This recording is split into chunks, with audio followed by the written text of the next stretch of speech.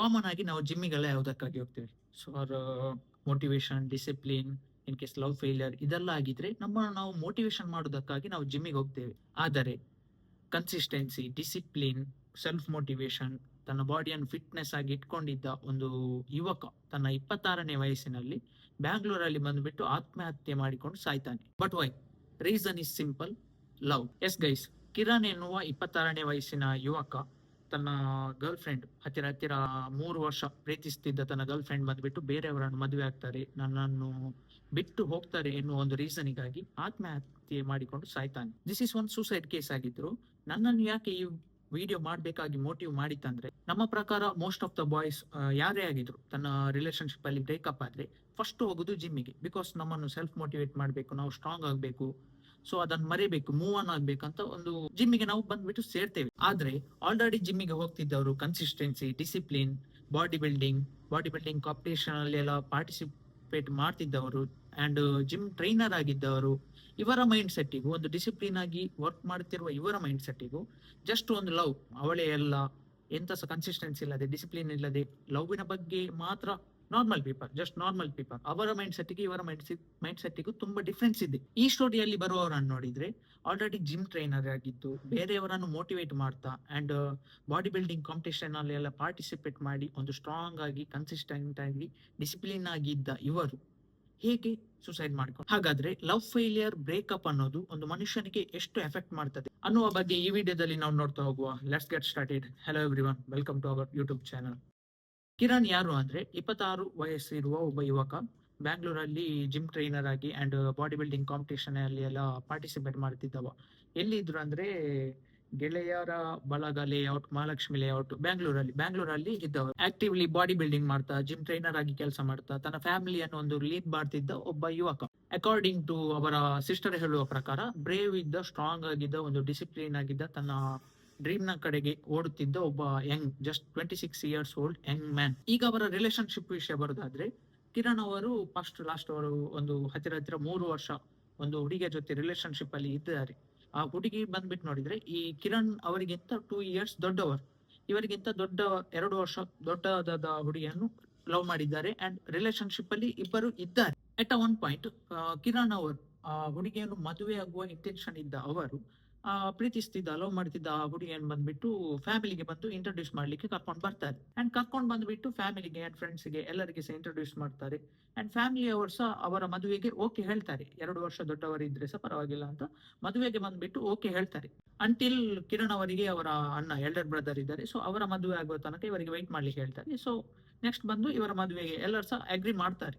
8 months before ಈ ವಿಷಯಗಳೆಲ್ಲ ಆಗ್ತದೆ. Introduction, ಫ್ಯಾಮಿಲಿಗೆ ಇಂಟ್ರೊಡ್ಯೂಸ್ ಮಾಡಿದ್ದು, ಅಗ್ರಿ ಮಾಡಿದ್ದು, ಈ ವಿಷಯಗಳೆಲ್ಲ 8 months ಬಿಫೋರ್ ಆಗ್ತದೆ. And now 2 weeks before is death ಏನಾಗ್ತದೆ ಅಂದ್ರೆ, ರ್ಯಾಂಡಮ್ಲಿ ಒಂದಿನ ಅವರು ಮೀಟ್ ಆಗ್ತಾರೆ. ಆ ಹುಡುಗಿ ಬಂದ್ಬಿಟ್ಟು ಕಿರಣ್ ಅವರನ್ನು ಮೀಟ್ ಆಗ್ತಾರೆ. ಅವ್ರು ಹೇಳ್ತಾರೆ, ಮನೆಯಲ್ಲಿ ಬೇರೆಯವರನ್ನು ಪ್ರಪೋಸಲ್, ಎಂಗೇಜ್ಮೆಂಟ್, ವಾಟ್ ಎವರ್ ಬೇರೆಯವರನ್ನು ನೋಡಿದ್ದಾರೆ, ಸೊ ನಾನು ಬೇರೆಯವರನ್ನು ಮದುವೆ ಆಗ್ತೇನೆ ಅಂತ ಇನ್ಫಾರ್ಮ್ ಮಾಡ್ತಾರೆ. ಅಂಡ್ ಪ್ರೂಫಿಗೆ ಬಂದ್ಬಿಟ್ಟು she showed Har wedding cards, invitation cards and ಅವಳು ವೆಡ್ಡಿಂಗ್ ಆಗಿ ತೆಗೆದ ಡ್ರೆಸ್, ಸಾರೀಸ್, ಇದನ್ನೆಲ್ಲ ಅವರಿಗೆ ತೋರಿಸ್ತಾರೆ. ಆದ್ರೆ ಕಿರಣ್ ಬಂದ್ಬಿಟ್ಟು ಇನ್ನು ವ್ಯಾಲೆಂಟೈನ್ಸ್ ಡೇ ಬರ್ತದೆ, February 14, ತನ್ನ ಗರ್ಲ್ ಫ್ರೆಂಡ್ಗೆ ಏನಾದ್ರು ಸರ್ಪ್ರೈಸ್ ಮಾಡ್ಬೇಕು, ಗಿಫ್ಟ್ ಕೊಡ್ಬೇಕು, ಆ ತರ ರೆಡಿ ಆಗ್ತಿರುವಾಗ ರ್ಯಾಂಡಮ್ಲಿ ಸಡನ್ಲಿ ಬಂದ್ಬಿಟ್ಟು ತನ್ನ ಗರ್ಲ್ ಫ್ರೆಂಡ್, ಇಷ್ಟು 3 years, ಹತ್ತಿರ 3 ವರ್ಷ ಹತ್ತಿರ ರಿಲೇಶನ್ಶಿಪ್ ಅಲ್ಲಿ ಇದ್ದ ತನ್ನ ಗರ್ಲ್ ಫ್ರೆಂಡ್ ಅಂಡ್ ಫ್ಯಾಮಿಲಿಗೆಲ್ಲ ಇಂಟ್ರೊಡಕ್ಷನ್ ಮಾಡಿ ಆಗಿದೆ, ನಾನು ಇವಳನ್ನೇ ಮದುವೆ ಆಗ್ತೇನೆ ಅಂತ. ಸೊ ಆ ಗರ್ಲ್ ಫ್ರೆಂಡ್ ಬಂದ್ಬಿಟ್ಟು, ನಾನು ಬೇರೆಯವರನ್ನು ಮದುವೆ ಆಗ್ತೇನೆ, ವೆಡ್ಡಿಂಗ್ ಇನ್ವಿಟೇಷನ್ ಹಾಕಿ ಆಗಿದೆ, ಸಾರಿ ಹೊಸತ್ತು ತಗೊಂಡಿದ್ದೇವೆ, ಲೆಟ್ಸ್ ಬ್ರೇಕಪ್, ನಾನು ನಿನ್ನೊಟ್ಟಿಗೆ ಇರುವುದಿಲ್ಲ ಅಂತ ಹೇಳುವಾಗ, ಜಸ್ಟ್ ಥಿಂಕ್ ಅಬೌಟ್ ದಟ್. ಈ ಇನ್ಸಿಡೆಂಟ್ ಬಂದ್ಬಿಟ್ಟು ಕಿರಣ್ ಅವರನ್ನು ತುಂಬಾ ಮೆಂಟಲಿ ಎಫೆಕ್ಟ್ ಮಾಡ್ತದೆ. ಅವರು ತುಂಬಾ ಡಿಪ್ರೆಷನ್ ಹೋಗಿ ತನ್ನಲ್ಲೇ ತಾನು ಕೊರಗಿ ಈ ಸ್ಯಾಟರ್ಡೆ February 8 ಬಂದ್ಬಿಟ್ಟು ತನ್ನ ಮನೆಯಲ್ಲಿ ಅವರು ಡೆತ್ ನೋಟ್ ಬರೆದು ತನ್ನ ಜೀವವನ್ನು ಕಳ್ಕೊಳ್ತಾರೆ. ತುಂಬಾ ಹೊತ್ತಾಗಿ ಸಹ ರೂಮಿನೊಳಗೆ ಹೋದ ಕಿರಣ್ ಇನ್ನೂ ಹೊರಗೆ ಬರ್ಲಿಲ್ಲ ಅಂತ ಫ್ಯಾಮಿಲಿ ಮೆಂಬರ್ಸ್ ಡೋರ್ ಅನ್ನು ನಾಕ್ ಮಾಡಿ ನೋಡ್ತಾರೆ.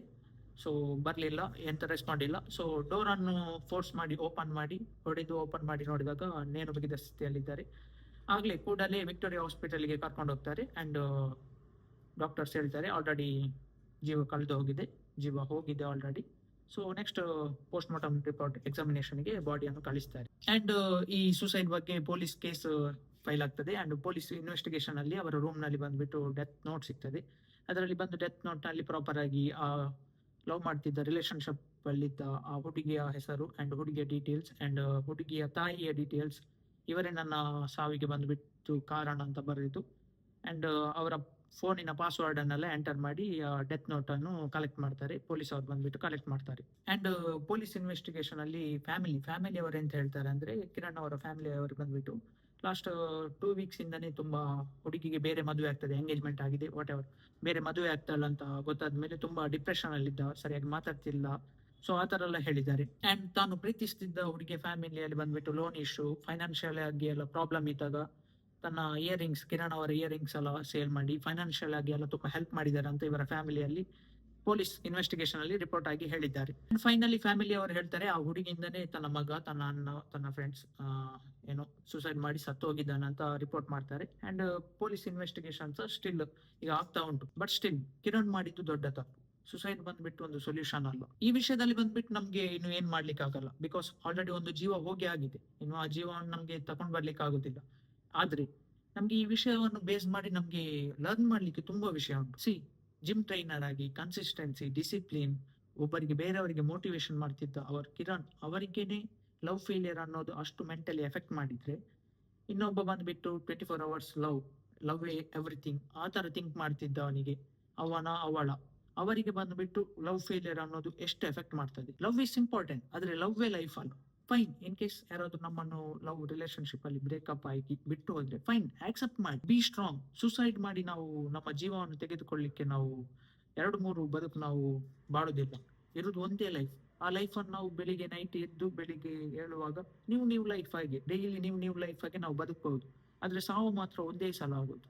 ಆ ಸಾವು ಕೂಡ, ಆ ಡೆತ್ ಕೂಡ ನಮ್ಗೆ ಒಂದು ಮೀನಿಂಗ್ಫುಲ್ ಆಗಿರ್ಬೇಕು. ಅಂಡ್ ನೀವು ಈಗ ಆಲ್ರೆಡಿ ರಿಲೇಶನ್ಶಿಪ್ ಅಲ್ಲಿ ಇದ್ದೀರಿ, ಸೊ ನಿಮ್ಗೆ ಸೆಟ್ ಆಗ್ತಿಲ್ಲ, ಅವರೊಟ್ಟಿಗೆ ಕಂಫರ್ಟೇಬಲ್ ಆಗ್ತಿಲ್ಲ, ನಿಮ್ಮ ಲೈಫಿಗೆ ಅದು ಸರಿ ಆಗ್ತಿಲ್ಲ ಅಂತ ಒಮ್ಮೆಲೆ ಬಿಡ್ಬೇಡಿ, ಒಮ್ಮೆಲೆ ಬ್ರೇಕಪ್ ಅಂತ ಹೇಳಿ ಮೂವ್ ಆನ್ ಆಗ್ಬೇಡಿ. ಸೊ ಅದು ನಿಮ್ಗೆ ಮೂವ್ ಆನ್ ಆಗುವವರಿಗೆ ಫೈನ್, ಆದ್ರೆ ಇನ್ನೊಬ್ರು ಇರ್ತಾರೆ, ಅವರ ಸೈಡ್ ಅಲ್ಲಿ ಸಹ ನೀವು ಯೋಚಿಸಿ, ಅವರು ತುಂಬಾ ಎಫೆಕ್ಟ್ ಆಗ್ತಾರೆ. ಸೊ ಜಸ್ಟ್ ಮಾತಾಡಿ, ಯಾಕೆ ನಿಮ್ಗೆ ಎಂತ ಪ್ರಾಬ್ಲಮ್ ಆಗ್ತುಂಟು, ಸೊ ಎಂತ ರೀಸನ್, ಪ್ರಾಪರ್ ಆಗಿ ಮಾತಾಡಿ. ಈ ರೀಸನ್ ನನ್ಗೆ ಸೆಟ್ ಆಗ್ತಿಲ್ಲ, ಸೊ ನಾವು ಬೇರೆ ಆದ್ರೆ ನಮ್ಮ ಲೈಫ್ ಒಳ್ಳೇದಿರ್ತದೆ, ಸೊ ದಟ್ಸ್ ವೈ ನಾನು ಬ್ರೇಕಪ್ ಮಾಡ್ತಿದ್ದೇನೆ ಅಂತ ಹೇಳಿ ಅಂಡರ್ಸ್ಟ್ಯಾಂಡ್ ಮಾಡಿ, ಇಬ್ಬರು ಒಂದು ಅಂಡರ್ಸ್ಟ್ಯಾಂಡ್ ಇದ್ದು ಬ್ರೇಕಪ್ ಮಾಡಿ ಬೇರೆ ಆಗಿ. Love is pure guys, love is pure. 80s ಆಗಲಿ 90s ಆಗಲಿ, ಜೆನ್ಸಿ, 2Ks, ವಾಟ್ ಎವರ್, ಇನ್ನು ಎಷ್ಟು ಜನರೇಷನ್ ಬಂದ್ರೆ ಸಹ ಲವ್ ಇಸ್ ಪ್ಯೂರ್. ಹಾನೆಸ್ಟ್ ಆಗಿ ಲವ್ ಸಿಗೋದು ತುಂಬಾ ಕಷ್ಟ. ಆ ತರ ಹಾನೆಸ್ಟ್ ಆಗಿ ಸಿಗೋ ಲವ್ ಅನ್ಸ ನೀವು ಟೇಕನ್ ಫಾರ್ ಗ್ರಾಂಟೆಡ್ ತರ ಟ್ರೀಟ್ ಮಾಡಬೇಡಿ. ಫೈನಲಿ ಕಿರಣ್ ಅವರು ಈಗ ನಮ್ಮೊಂದಿಗಿಲ್ಲ, ಅವರ ಆತ್ಮಕ್ಕೆ ಶಾಂತಿ ಸಿಗಲಿ. And suicide is not a solution. Suicide ಮಾಡ್ಕೊಳ್ಳೋದು ಒಂದು ಸೊಲ್ಯೂಷನ್ ಅಲ್ಲ. ಏನು ಪ್ರಾಬ್ಲಮ್ ಇದ್ರೆ ಸಹ ಫೇಸ್ ಮಾಡಿ, be strong guys. And next ಇನ್ನೊಂದು ವಿಡಿಯೋದಲ್ಲಿ ಸಿಗುವ. Until that, take care, bye bye.